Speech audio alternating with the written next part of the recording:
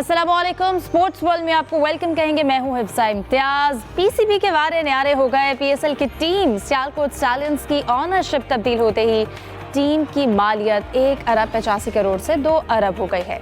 Multan sultans का नाम पिंडीज रखा गया था और सियालकोट स्टैलियंस का नाम अब मुल्तान सुल्तान्स होगा। सलमान नसीर, हमजा मजीद और नए ऑनर गौहर शाह की लाहौर में प्रेस कॉन्फ्रेंस। पीसीबी के सेलेक्टर अलीम डार ने ओहदे से इस्तीफा दे दिया है और वर्ल्ड कप में टीम की इंतहाई मायूसकुन परफॉर्मेंस के तमाम तर जिम्मेदार माइक हैसन है। पीसीबी को ये रिपोर्ट मिल गई है। इसके साथ साथ ईरान पर अमरीकी हमले और मशरक़ वस्ता में कशीदगी के सबब इंग्लैंड लायंस और पाकिस्तान शाहीन्स की सीरीज मनसूख हो गई है और पाकिस्तान विमेन टीम जनूबी अफ्रीका और वेस्ट इंडीज जिम्बाब्वे की टीमें भारत में फंस गई हैं। आईसीसी के 2 एम्पायर्स भी दुबई और मुशफ़िक़ुर रहीम जद्दा से ना निकल सके हैं। वर्ल्ड कप का पहला सेमीफाइनल कल जनूबी अफ्रीका और न्यूजीलैंड के दरमियान होगा। हॉकी की अगर बात की जाए तो पाकिस्तानी हॉकी टीम की परवाज जारी है। वर्ल्ड कप क्वालिफायर में मलेशिया को हराकर सेमीफाइनल में पहुंच गई है और रैंकिंग में भी बेहतरी बना ली है। इन टॉपिक्स पर डिस्कशन के लिए स्टूडियो में मेरे साथ मौजूद होंगे जाहिद मकसूद साहब, मोहम्मद यूसुफ अंजुम और सलीम खालिक भी हमारे साथ दे रहे हैं। आगाज़ करते सबसे पहले यूसुफ, कहिएगा, आप अभी प्रेस कॉन्फ्रेंस पे अटेंड करके आए हैं। ये एकदम चेंज हो गया सियालकोट स्टैलियंस के बाद ये नाम साथ ही चेंज हो गया, अब मुल्तान सुल्तान्स रख दिया, क्या है? हिफ्जा, जब से ये टीम सियालकोट की बिडिंग हुई तो उसके बाद से मुख्तलिफ इश्यूज़ इसके साथ रहे। पार्टनरशिप के हवाले से 2-3 लोग इनके साथ जुड़े थे हमजा मजीद के साथ, लेकिन अब फाइनली गौहर शाह जो उनको बाकायदा तौर पर उनका ऐलान किया गया कि वो अब नए मालिक होंगे इसके। और इसमें जब हमने पूछा प्रेस कॉन्फ्रेंस में कि उनका हिस्सा कितना होगा, किस तरह से आपने शेयरिंग की फार्मूला तय पाया, तो उस पर तो हमजा मजीद ने कोई जवाब नहीं दिया। कहा कि ये अभी हमारे दरमियान तय होगा कि इस पर कोई बात नहीं करेंगे। लेकिन हमें बाद में पता चला कि जिस तरह आप समझते हैं कि केक होता है, तो केक जो चला गया वो गौहर शाह के पास और उस पर जो चेरी होती है वो अब हमजा मजीद के पास उसकी मालियत यही अब रखी गई है। तो यकीनी तौर पर अब चूँकि सियालकोट का नाम चेंज हुआ तो मुल्तान सुल्तान के फैंस के लिए खुशखबरी है कि वो मुल्तान सुल्तान को अपना सपोर्ट कर सकेंगे, क्योंकि मुल्तान सुल्तान का जो टीम अब नए मालिक हैं गौहर शाह, उनका तल्लुक मुल्तान से, इसलिए वो चाह रहे थे कि हमेशा वो मुल्तान सुल्तान टीम को ही अपना सपोर्ट करे, इसलिए उन्होंने बिडिंग में भी हिस्सा लिया था, ऑक्शन में, लेकिन उस वक्त उनको टीम नहीं मिली थी। तो अब चूँकि मालिक भी चेंज हो गया, मुल्तान सुल्तान का नाम भी चेंज हो गया, तो मेरे ख्याल में पाकिस्तान क्रिकेट बोर्ड भी खुश है, जो मालिकान हैं वो भी खुश हैं। अब दुआई की जा सकती है कि पाकिस्तान सुपर लीग का जो मेला सजने जा रहा है 26 मार्च से, जिसका जो इफ्तिताही मैच लाहौर में होगा, उसमें बेहतरीन खेल देखने को मिले और पाकिस्तान सुपर लीग दुनिया की बेहतरीन लीग बने। बिल्कुल, और ये इस जानिब जो है वो जा भी रही है। हम देख रहे हैं पीएसएल दिन ब दिन जिस तरह से तरक्की कर रही है। सलीम साहब, आपकी जानिब आऊँगी, कहिएगा, पीएसएल के रेवेन्यू मॉडल में जिस तरह से सेंट्रल पूल डिस्ट्रीब्यूशन होती है, क्या लगता है इस ऑनरशिप चेंज से पीसीबी का जो इस वक्त सेंट्रल पूल है, लगता है वो बढ़ेगा? पहले तो हिफ्जा मैं आपको बताऊँ, आप अखबार पढ़ा करें, हमारा एक्सप्रेस स्पोर्ट्स पेज, हम लोगों ने कई दिन पहले ये न्यूज़ दे दी थी कि मामलात ख़राब चल रहे हैं और आज सुबह ही एक्सप्रेस में खबर छपी हुई है कि 99% शेयर जो हैं ये इनको मिल रहे हैं सीडी वेंचर को और टीम का नाम मुल्तान सुल्तान रख दिया जाएगा। ये काफ़ी दिन से पक रही थी खिचड़ी। जब ये मामलात इनके ख़राब हुए और उनके पहले जो पार्टनर थे वो गए छोड़कर, तो उसके बाद उन्होंने एक दूसरे पार्टनर को रखा, वो भी गए, तो पीसीबी के पास बैंक गारंटी मौजूद थी। पीसीबी ने सोचा बैंक गारंटी कैश करा लेते हैं, लेकिन उससे फिर ये बात आती कि ड्यू डिलिजेंस क्या थी जो आपने एक ऐसी पार्टी को टीम दे दी जिसके पास पैसे ही नहीं थे। इसलिए पीसीबी ने फिर ये सीडी वेंचर वाले बहुत ज़्यादा कीन थे, बहुत एनर्जेटिक हैं ये गौहर और नौजवान हैं और टीम लेने में इनकी, ये भी बताते चलो पिछले दिनों इनकी डील बन गई थी तकरीबन कोयटा ग्लैडिएटर्स के साथ, शेयर उनके ले रहे थे, जो प्लेयर्स की हुई थी नीलामी उसमें मौजूद थे कोयटा ग्लैडिएटर्स के और इन्होंने वहाँ पे बोलियाँ भी दी थी प्लेयर्स के लिए। तो जब ये आए तो इन्होंने एक ही शर्त रखी कि जी नाम होगा मुल्तान सुल्तान। इस पर चल रही थी बहस और फिर पीसीबी ने ये बात उनकी मान ली। और केक कितने का है ये भी मैं बता देता हूँ, केक है 99% का। 99% शेयर अब इनके हैं, 1% हमजा के पास इसलिए रहेंगे क्योंकि रूल्स के मुताबिक 3 साल तक पीएसएल की कोई ऐसी फ्रेंचाइज जो नई गई हैं वो किसी को 100% शेयर फ़रोख्त नहीं किए जा सकते, और अगर किए जाएंगे तो दोबारा वही पेपरा वगैरह रूल्स के तहत इश्तेहार दिया जाएगा, फिर उसमें इतना टाइम है नहीं, इसलिए ये हुआ है। तो अब सारी जो टीम है इनके पास आ चुकी है।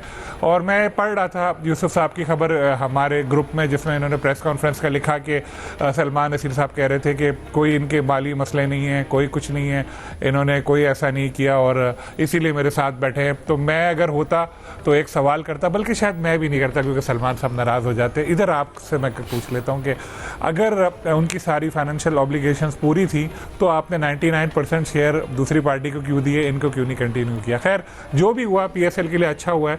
अब जो अमेरिका वाली पार्टी है वो भी तगड़ी है, गौहर वाली पार्टी CD है ये भी बहुत तगड़ी है, और तीसरी जो है वो तो इतनी तगड़ी है कि सारे मीडिया राइट्स वगैरह भी ले गई वाली। तो होपफुली PSL को फ़ायदा होगा। और जिस तरह आपने कहा सेंट्रल पूल, तो सेंट्रल पूल के तो उससे फ़र्क नहीं पड़ेगा क्योंकि फ़ीस जितनी भी जमा होती है वो सारी जाती है PCB के पास।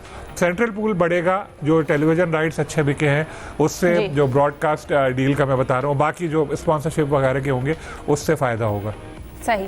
जाहिद साहब, CD वेंचर जो ग्रुप है उसकी एंट्री, ऑसी ग्रुप का एग्जिट, ये कैसे देखते हैं? फिर जो ब्रांड शिफ्ट हुआ है सियालकोट से अब मुल्तान सुल्तान्स, अब क्या लगता है PSL की इंटरनेशनल क्रेडिबिलिटी जो है वो बढ़ी है या फिर इसके साथ साथ जो इन्वेस्टर्स का ट्रस्ट था वो सामने आ रहा है? देखिए, उसमें जो ऑजी ग्रुप के हमजा मजीद हैं वो पहले दिन से ही, बल्कि इब्तदा से ही कोशिशों में थे उनको कोई ना कोई पार्टनर मिल जाए, और इनकी बातचीत भी इन्हीं के साथ चल रही थी। लेकिन आज की प्रेस कॉन्फ्रेंस में एक अहम बात यही थी जो एक क्वेश्चन के जवाब में सलमान नसीर साहब ने बताई कि पहले इसकी मालियत थी 1 अरब 85 करोड़। अब जो है इसकी ओनरशिप भी तब्दील हुई और टाइम चेंज हुआ, और उसके साथ ही उसकी वैल्यू भी चेंज हो गई। तो वो टीम गई 2 अरब की, गोया 15 करोड़, तो इसको ही फ़र्क पड़ गया। प्लस उन्होंने ये भी बताया कि जो हमने रूल्स बनाए हुए थे उसके मुताबिक जब कोई नाम चेंज करना चाहता है उसकी सर्टेन एक फ़ीस है वो भी जमा करवानी पड़ती है, वो भी उन्होंने जमा करवाई। लेकिन गौहर, हमें याद है जब पहली ऑक्शन हुई थी तो इसी ग्रुप ने बड़ी कोशिश की थी, और बिल्कुल यंग नौजवान थे सारे, और पूरे लोगों की हमदर्दियाँ भी समेटी थी इन्होंने कि इस ग्रुप को टीम मिलनी चाहिए। आज उन्होंने कहा क्योंकि मेरा तलक मुल्तान और जनूबी पंजाब से है, मेरी जज्बाती वाबस्तगी उसके साथ है, और इसलिए हम चाहते थे कि मुल्तान सुल्तान ही आए। जब उन पर यह क्वेश्चन किया गया कि अली तरीन जो है क्या आपकी बैक पर हैं या आपके साथ हैं, तो उन्होंने जवाब दिया कि अली तरीन या आलमगीर या तरीन फैमिली जो है ये हमारे जो है फैमिली रिलेशंस हैं उनके साथ, बाकी जो है हमारे तलकात इतने ही हैं, वो आएंगे तो वेलकम। यानी वो कहना चाहते हैं कि हम तने तनहा जो है इसको चलाएँगे, क्योंकि वो ख़ुद उन्होंने अपना तारुफ कराते हुए कहा कि फ़र्स्ट क्लास क्रिकेट मैं खेल चुका हूँ, और वो क्रिकेट को बहुत ज़्यादा पैशन उनको में नज़र आया, जो हमजा मजीद का भी कहना था। और इसी प्रेस कॉन्फ्रेंस में सलमान नसीर साहब ने कई और भी बातें रूटीन से हट के, यानी इससे मुल्तान सुल्तान और सियालकोट स्टालियन से हट के भी की। उन्होंने कहा इफ्तिताई मैच लाहौर में होगा। जहाँ तक पेशावर का क्वेश्चन उन पर किया गया कि नेशनल T20 के कोई मैच वहाँ से शिफ्ट कर दिए गए हैं तो क्या PSL होगी कि नहीं, उन्होंने कहा जी हमारी पूरी कोशिश है कि वहाँ कोई ना कोई मैच कराएं। और अलबत्ता उन्होंने इन खबरों का भी तरदीद या तस्दीक नहीं की जो था कि PSL का कोई ना कोई मैच बैरून मुल्क भी कराया जाएगा, फ़ाइनल या कोई और मैच। उन्होंने कहा जी ये तजवीज़ ज़ेर गौर ज़रूर है, लेकिन ये कब अमल होगा इस पे इस दफ़ा होगा या नेक्स्ट टाइम होगा या कब होगा, फ़िलहाल इस बारे में नहीं कहा जा सकता। लेकिन एक अच्छी बात है क्योंकि मेन चीज़ तो ये थी कि शेड्यूल कब आएगा, क्योंकि टीमें अपनी तैयारी भी तकरीबन मुकम्मल करनी होती है, लोग भी ज़हनी तौर पर तैयार होते हैं। फिर तवज्जो भी हमारी जो है वर्ल्ड कप की डिफीट की हमारी तवज्जो भी PSL की तरफ ज़रा हो जाएगी, तो शेड्यूल भी उन्होंने कहा कि इसी माह जो है इसका शेड्यूल भी सामने आ जाएगा। तो अच्छी है, आज की प्रेस कॉन्फ्रेंस में कई तफसीलात तय हो गई। सोका सांस भी लिया होगा हमजा मजीद साहब ने भी, तो उनको एक अच्छा पार्टनर मिल गया, एनर्जेटिक किस्म के नौजवान और बहुत कुछ क्रिकेट में करना चाहते हैं। हमजा, इसमें थोड़ा सा मैं ऐड करूं कि ज़ाहिर अब सियालकोट टीम का नाम था, पहले वहाँ के जो फैंस हैं उनके लिए हाइप क्रिएट की गई थी सियालकोट के नाम से, वो बड़े पुरजोश थे कि सियालकोट की टीम खेलेगी। तो उनके लिए आज की प्रेस कॉन्फ्रेंस में ये ऐलान किया गया कि उनको वो छोड़ेंगे नहीं, उनके दिल के करीब ही रहेंगे वो फैंस भी, और उनके लिए प्लेयर डेवलपमेंट प्रोग्राम शुरू किया जाएगा। वहाँ के जो मैचेज होंगे PSL मुल्तान सुल्तान की टीम के, उनको वहाँ पर देखने की दावत दी जाएगी, उनको टिकट्स भी फ्री दिए जाएंगे। तो मेरे ख्याल में एक अच्छी बात है कि जो सियालकोट के फैंस हैं उनको भी मायूस नहीं होना चाहिए, वो किसी न किसी तरीके से पाकिस्तान सुपर लीग का हिस्सा होंगे। मुल्तान सुल्तान में सारी टीमें पाकिस्तान की हम सब की हैं, हम सब ने इसको सपोर्ट करना है। नाम शायद किसी का हो, लेकिन हमारे ये जितनी भी टीमें हमारे दिलों के करीब हों, यकीनी तौर पर इससे पाकिस्तान सुपर लीग एक पाकिस्तान का ब्रांड बन चुका है। इसकी तरवीज के लिए यकीनी तौर पर सबको साथ मिलकर काम करना होगा, सारे फैंस को मिलकर अपनी टीमों को सपोर्ट करने की ज़रूरत है। सही यूसुफ, इसके साथ साथ अगर मुल्तान के ब्रांड की बात करें तो हिस्टोरिकली वो काफ़ी स्ट्रॉन्ग उसकी ब्रांडिंग रही है, शायद इसलिए भी PCB की जानिब से भी जब ब्रांड शिफ्ट की बात आई सियालकोट स्टालियन से तो ग्रीन सिग्नल दिया गया। बिल्कुल, मुल्तान सुल्तान की टीम ने बहुत ज़्यादा मकबूलियत हासिल की। एक दफ़ा उन्होंने ट्रॉफ़ी भी उठाई है, 2 दफ़ा शायद वो फाइनल खेलने भी सही पाने में कामयाब हुए।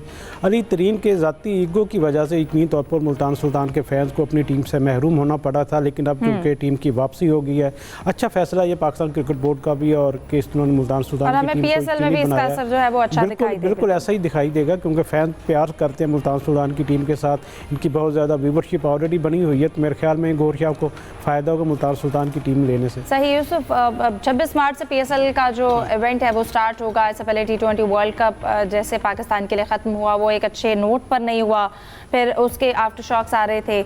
अलीम डार के अगर हम इस्तीफ़े की बात करें तो अलीम डार का अगर हम एम्पायरिंग करियर की बात की जाए तो वो एक एलीट था, बड़ा अच्छा उनका करियर रहा, लेकिन जैसे सिलेक्शन कमेटी में उनका जो रोल था, अब वो क्या समझते हैं टेक्निकली कितना सिंबॉलिक था? देखें, सिंबॉलिक इसको कहा जा सकता है। हमारी जब भी उनसे बात हुई, उन्होंने हमेशा गिला किया कि उनकी जो बात उनको वज़न नहीं उसमें रहा, क्योंकि सिलेक्शन कमेटी का काम अब सिर्फ रह गया था कि 20 अरकान उन्होंने देने हैं कोच और कप्तान को। उन्होंने बाद में उसमें से 15 अनाउंस करने हैं, जो प्लेइंग 11 बनानी वो भी कोच और कप्तान की मर्जी से बनती थी। एक किस्म के तौर पर सिलेक्शन कमेटी और उसमें अलीम डार का रोल डमी सा रह गया था, क्योंकि उन्होंने बाज़ औक़ात कई खिलाड़ियों के नामों पर इख्तलाफ भी किया, इख्तलाफी नोट भी लिखे सिलेक्शन कमेटी के, जो उस पर टीम की अप्रूवल दी जाती है। तो मेरे ख्याल में अच्छा फैसला उन्होंने किया कि जब उनकी बात सुनी नहीं जा रही, लोग उनकी बात नहीं मान रहे। आकिब जावेद के बारे में यही कहा जा रहा है कि वो खामोश तमाशाई बन जाते हैं, जो नाम उनको पेश किए जाते हैं इस पर यस कह देते हैं और जो फॉरवर्ड कर देते हैं आगे कोच और कप्तान को। इस वक्त पाकिस्तान टीम पर पूरा जो होल्ड है वो कप्तान और कोच का है, बल्कि कप्तान से भी ज़्यादा कोच हेड कोच का है कप्तान। तो मेरे ख्याल में ये पाकिस्तान क्रिकेट के लिए अच्छा साइन नहीं है। माजी में हमने देखा कि सिलेक्शन कमेटी ताकतवर होती थी, उनके फैसले माने जाते थे, जिससे पाकिस्तान टीम को फतवाहत भी मिली। अब क्योंकि सारा एक वन मैन शो बन गया तो ये पाकिस्तान के लिए नुकसानदा होगा। यकीनी तौर पर पाकिस्तान क्रिकेट बोर्ड के चेयरमैन मोहसिन नकवी, ये जो परफॉर्मेंस थी पाकिस्तान की ICC T20 वर्ल्ड कप में, इसको देखते हुए कुछ अच्छे फैसले करेंगे, अच्छी प्लानिंग करेंगे। बिल्कुल, सिलेक्शन की कंट्रोवर्सीज तो पहले भी रही हैं। सलीम साहब, मैं आपकी जाने आना चाहती हूँ, PCB को जो रिपोर्ट मिली कि जो मायूस कुन कारकर्दगी रही वर्ल्ड कप में टीम की, उसके तमाम जिम्मेदार माइक हैसन है। इस रिपोर्ट में मजीद क्या कुछ डिस्कस हुआ और एक्चुअली ये रिपोर्ट किसने बनाकर भेजी? पहली बात तो एक वो जो पहले रह गई थी कि वो PSL में 1 टाइम पेमेंट होती है $1 मिलियन। अगर आपको नेम चेंज करना हो तो उसके बाद PCB से अगर मंजूरी मिले तो हो जाती है। तो मोहसिन नकवी साहब वापस आए थे तो उन्होंने मंजूरी दी तो हो गया। तो ये रिपोर्ट जो टीम मैनेजमेंट के जो दूसरे लोग हैं उन लोगों ने दी है चेयरमैन को, और उन्होंने बताया। दूसरे लोगों में मैं ज़्यादा डिटेल में यूँ नहीं जाना चाहूँगा, क्योंकि मैंने ही आज इसकी सारी डिटेल दे दी है, तो वो फिर वो पता चल जाएगा कि इधर उधर से कहाँ से चीज़ें आई हैं, PCB के पास से इधर उधर से। तो खैर, तो बहरहाल उस रिपोर्ट में जो आपने पढ़ाई होगा, बातें हुई हैं माइक हैसन के ऊपर। मैं ये तो नहीं कहता कि सारी जिम्मेदारी माइक हैसन की है, क्योंकि सारे बैटिंग भी माइक हैसन ने नहीं की, सारी बॉलिंग भी नहीं की। पहली जिम्मेदारी तो प्लेयर्स पर ही है कि बहुत ख़राब खेले, लेकिन as a coach Mike Hesson पे बहुत ज़्यादा जिम्मेदारी यूँ है कि उन्होंने ड्राइविंग सीट पर बैठे हुए थे। वो कोच भी थे, वो सेलेक्टर भी थे, वो कैप्टन भी बन गए थे। आपने अक्सर देखा होगा ड्यूरिंग द मैच वो फील्ड में जाकर हिदायत दे रहे होते थे या बाउंड्री पे खड़े होकर बोल रहे होते थे। इवन कौन सा ओवर किससे करवाना है, किसको कब बॉलिंग देनी है, ये सब डिसीजन भी वही ले रहे थे। जैसे इंडिया के खिलाफ मैच में बात हुई थी बहुत देर से बॉलिंग कराने की उस्मान को, तो ये भी उनका डिसीजन था।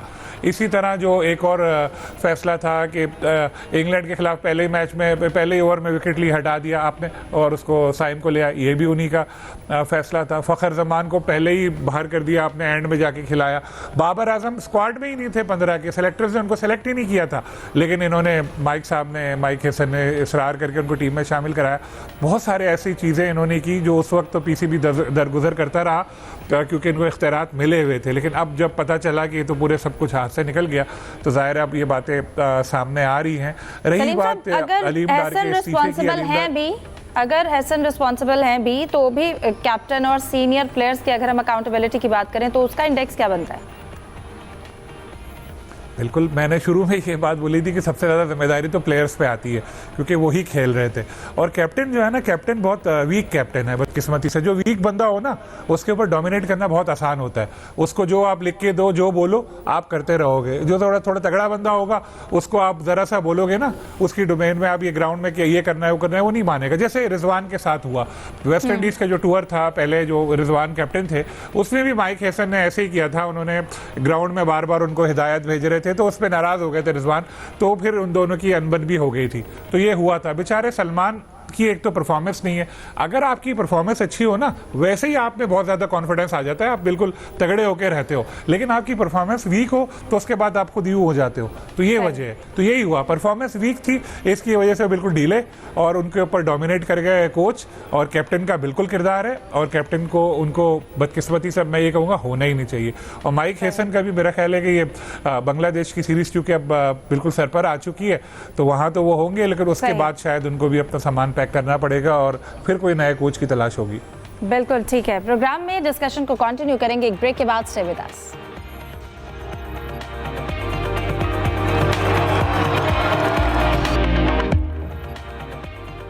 Welcome back. जाहिद साहब, आपकी जानिब आना चाहूंगी। अब कल वर्ल्ड कप के हवाले से सेमीफाइनल की अगर हम बात करें तो कल इस वक्त न्यूजीलैंड का मैच खेला जाएगा।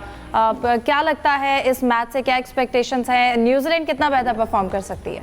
देखिए, बुनियादी तौर पर देखा जाए तो हमारा तो वर्ल्ड कप ख़त्म हो गया, पाकिस्तानी टीम वतन वापस भी पहुंच चुकी है। हमारी एक्साइटमेंट खत्म हो गई। आप एक्साइटमेंट ख़त्म हो गई है, लेकिन क्योंकि कल पहला सेमीफाइनल है कोलकाता में साउथ अफ्रीका और न्यूजीलैंड के दरमियान, और देखा जाए तो साउथ अफ्रीका तो कोई भी मैच नहीं आ रही। वो अपने ग्रुप के भी तमाम मैचेस जीती है और उन्होंने सुपर 8 के भी तमाम मैचेस जीते हैं। पलड़ा काफ़ी भारी दिखाई देता है, बड़ी बल्कि बैलेंस टीम दिखाई देती है। अगर न्यूजीलैंड की परफॉर्मेंस देखें सुपर 8 में, तो एक मौके पे तो लगता था कि शायद न्यूजीलैंड क्वालिफाई भी ना कर सके, क्योंकि एक मैच बारिश की वजह से पाकिस्तान के साथ, आपको याद होगा, एक पॉइंट शेयर किया था, और फिर पाकिस्तान अगर 147 पर रोक लेता तो पाकिस्तान क्वालिफाई करता, न्यूजीलैंड बाहर हो जाती।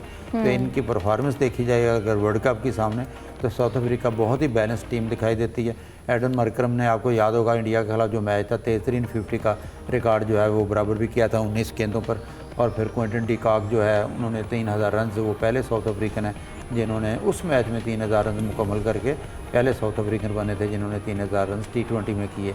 उनकी बॉलिंग भी अच्छी है, मार्को जैनसन है, रबाडा हैं, महाराज हैं, लुंगी नगेडी हैं। तो बज़ाहिर तो पलड़ा भारी दिखाई देता है साउथ अफ्रीका का, लेकिन T20 टीम है, जैसे कि इंग्लैंड की टीम तवक्को नहीं की जा रही थी इतना अच्छा परफॉर्म करेगी, और बाद में वो भरपूर फॉर्म में दिखाई दिए इस तरह से, क्योंकि सेमीफाइनल एक बड़ा मैच होता है, अच्छा का मुकाबला देखने की तवक्को की जा सकती है। सलीम साहब, आपकी जानिब आना चाहूँगी। साउथ अफ्रीका की अगर हम बात करें, सेमीफाइनल्स में चौक कर जाते हैं, चौकर्स भी कहा जाता है उनको। 1999 की बात करें या 2015 की एग्जांपल्स ली जाएं, अब क्या लगता है इस बार कुछ टीम हमें डिफरेंट नज़र आएगी? जैसे अभी प्रीवियस परफॉर्मेंस जाहिद साहब ने भी जिक्र की, तो बड़ी अच्छी और बैलेंस नज़र आ रही है। बिल्कुल हिफ्ज़ा, आपने सही कहा, अभी तक की परफॉर्मेंस तो उनकी बहुत अच्छी जा रही है, और लेकिन जब भी वो चोक करते हैं तो उससे पहले की परफॉर्मेंस भी अच्छी जारी होती है। पता नहीं क्या हो जाता है इनको अहम मैचेस में, लेकिन खैर अब थोड़ी बेहतरी भी नज़र आने लगी है इस वक्त। जो अगर हम देखें, दोनों टीमों का इतना मुकाबला नज़र नहीं आता। अगर हम टॉप जो इस टूर्नामेंट के अब तक के प्लेयर्स हैं न्यूजीलैंड के, उनमें कम ही नज़र आते हैं चार्ट में। बॉलर में तो खास तौर पे बैटिंग में टिम साइफर्ट है, वो भी थोड़ा पीछे हैं। तो वाज़े बरतरी साउथ अफ्रीका को ही नज़र आ रही है। जिस तरह साउथ अफ्रीका की टीम क्रिकेट खेल रही है पूरे इवेंट में, तो उसने बिल्कुल सबको ही आउट क्लास किया हुआ है। तो मुझे तो अभी उन्हीं की टीम फेवरेट लग रही है, और लग ऐसा रहा है कि इस बार शायद वो चोक ना करे। लेकिन जैसे अभी जाहिद साहब फरमा रहे थे कि T20 क्रिकेट है, उसमें किसी का पता नहीं होता। हमने देखा जिम्बाब्वे की टीम भी पहले राउंड में अच्छा खेल गई थी, दूसरी भी नीदरलैंड पाकिस्तान को हराने के करीब पहुंच गई थी, और भी टीमों ने इस तरह किया। तो ये न्यूजीलैंड तो फिर भी एक क्रिकेट की बड़ा नाम है, और ख़ास तौर पर वाइट बॉल में तो अच्छा खेलते हैं।